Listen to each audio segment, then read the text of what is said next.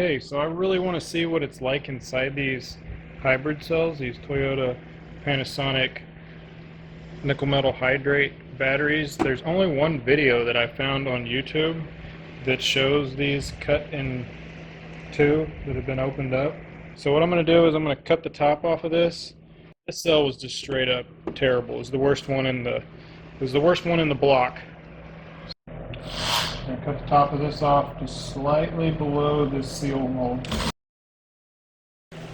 So with the top of this thing cut off, you can see that sealed port there. You can see down inside each one of these cells within the block. So they do not have a hole that goes all the way through. It's like a pressed rivet looking mark that joins each one of these cells together. And you can see the plates in there and the solution, the electrolyte material. But yeah, that's what these things look like inside. Let's go inside a little deeper. Take the hole off, and inside you can see the thin wafer material here, similar to the way a lead acid battery does when it puffs up and it loses the battery acid electrolyte material that it's submerged in. The way I took this apart was I flipped the whole battery upside down. So you can imagine this being up over top of the battery.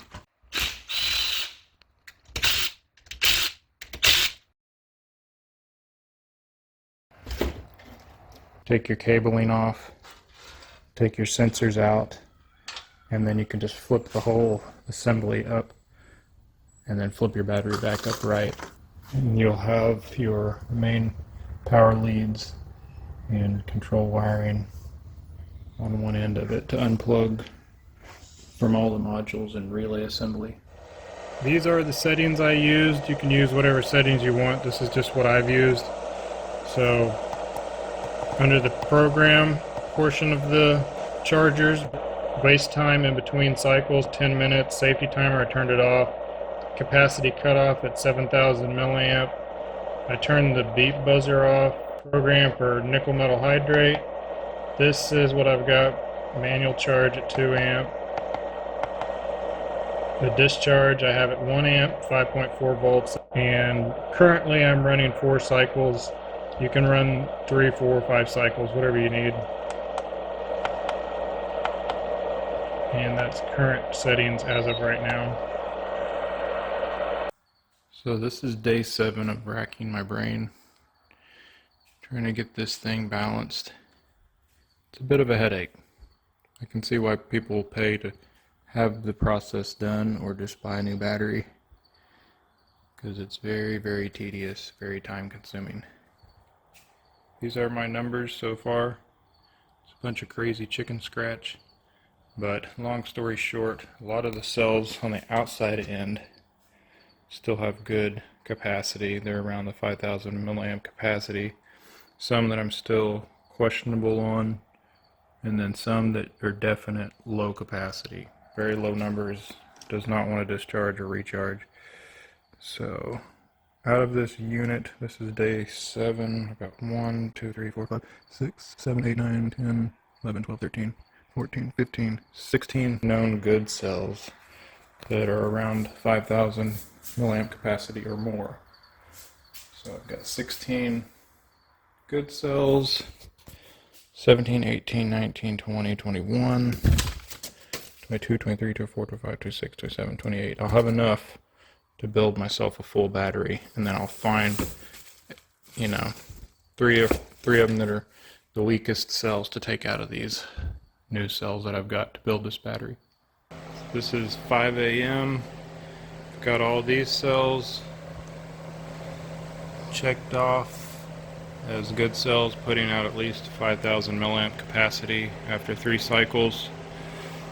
These were questionable ones that I'm running, and I went a little bit deeper. The discharge I have at 1 amp, 5.4 volts. That drops it to about 0.9 volts per module within the cell.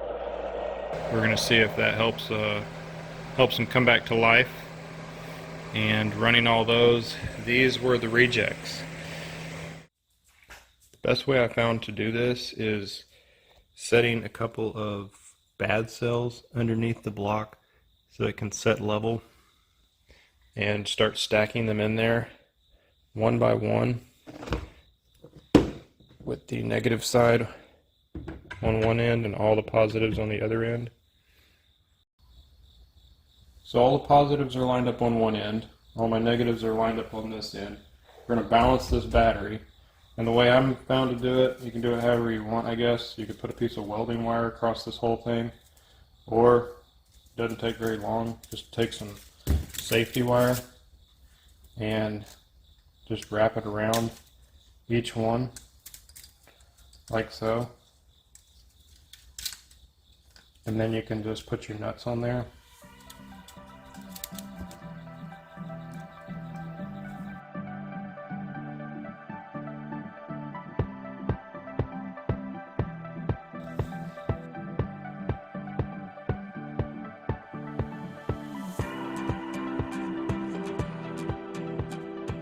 Don't go terribly tight. Just tighten it until it's slightly flush there. And I found this is safe to do because you're using safety wire. That will help balance out the cells. And you think, well, that's not enough wire. It needs to be thicker. It needs to be a plate. No, you're only talking, 7 volts per cell. I mean, 7 volts can flow easily through a solid steel wire. I mean, you crank that much through these little stranded wires. Then you'll just spin the battery around and do the same thing on the opposite side. Everything is run in parallel. All my positives are run together. All my negatives are run together. And just a little history lesson in electricity. If you run both of your batteries together, both positives together, both negatives together, and you run this in parallel, you're going to just essentially take the voltage will still be the same. It'll still be 7 volts, but what you're going to do is you're going to double the amperage. Now, if you run this in series and you run your negative to positive, you'll end up doubling your voltage, so it'll be 14.4 volts, but your amperage still stays the same. So it'd be the same as one battery, you just doubled the voltage. In this case over here, you're only going to have 7.2 volts. I know I did that backwards, but hey, I'm also left-handed. So anyways, 7.2 volts, but you're going to double your amperage. So what we've done here is this is just going to be like roughly 7.5, 8 volts, but we've just multiplied this amperage by 28. So can you imagine the amount of power coming off this wire and coming off of this wire? I'm going to cut these wires off so that there's no chance they accidentally touch, because if they did, it probably would blow something to Kingdom Come or weld this thing shut. That way the kids don't get over here and accidentally mess around and touch those two together. Always use safety first. Make sure you're wearing your glasses and gloves. Out of curiosity, I've got all the positives wired together on this side of the battery. Got all my negatives wired together on this side. And let's see what the reading is with all of them wired together in parallel. I mean, we've only got, right at like 8 volts.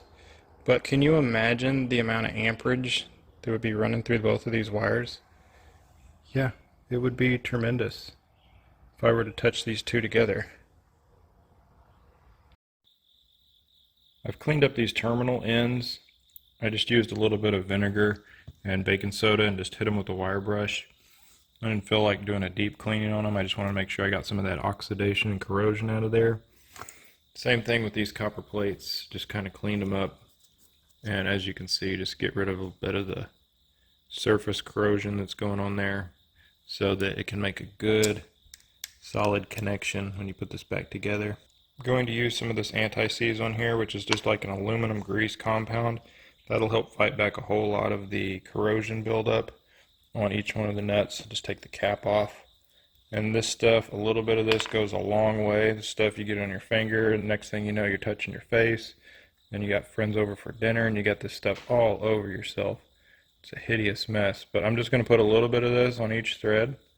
So you can imagine just a little bit of this on each one. And then that'll cover the back side. When I put the nuts on the front side, I'll do the same thing.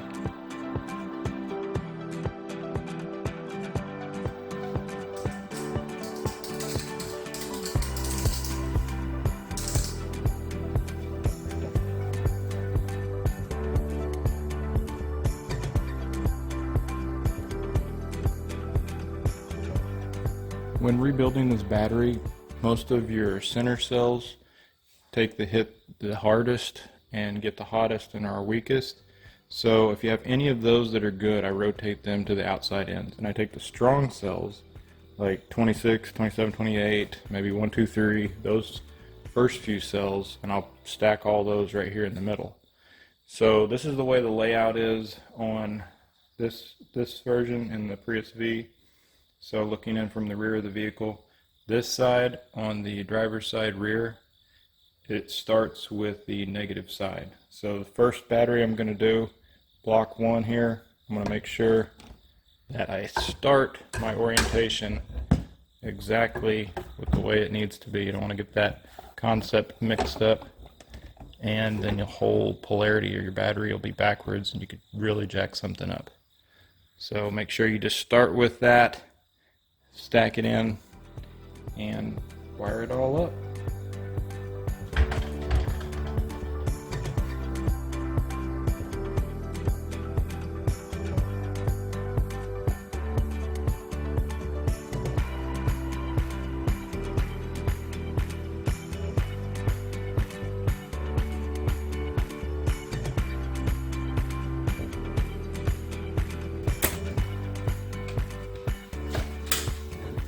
All of these should be shown the same voltage, 7.98, 7.9.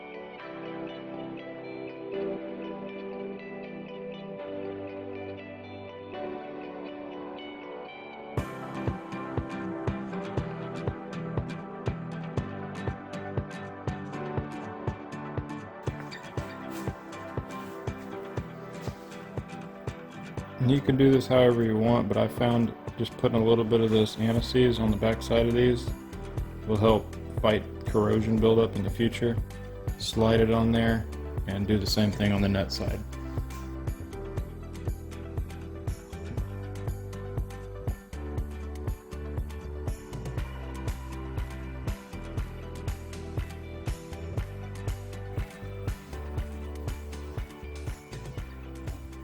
Put some on the back side of these nuts too, which helps make some good continuity, solid connection, and it helps ward off any oxidation or corrosion.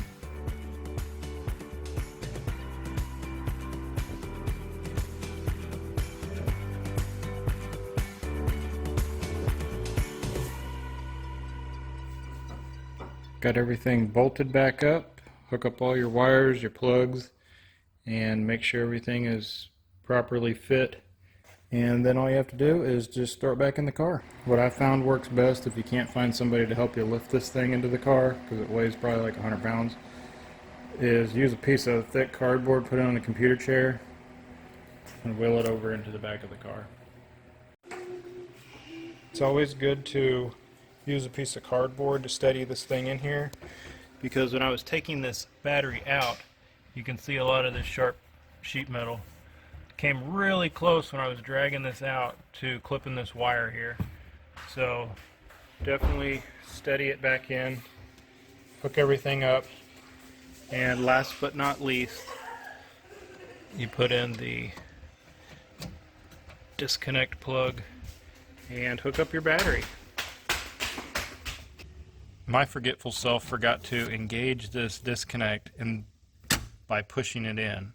So I got consumed with kids and life and other stuff, and I left this out, which gave me a check engine light, which was like a P0A0D code. And that just showed that this was disconnected. Slide it in, good to go. Driven the car around a few hundred miles and runs great. Has a little bit more power.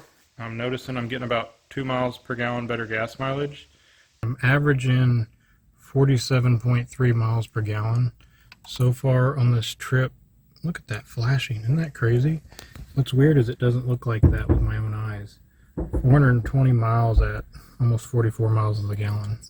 Beforehand, I never got that kind of mileage. Hey, Dad. 39 to 40 miles per gallon at best. Now I'm getting about 44.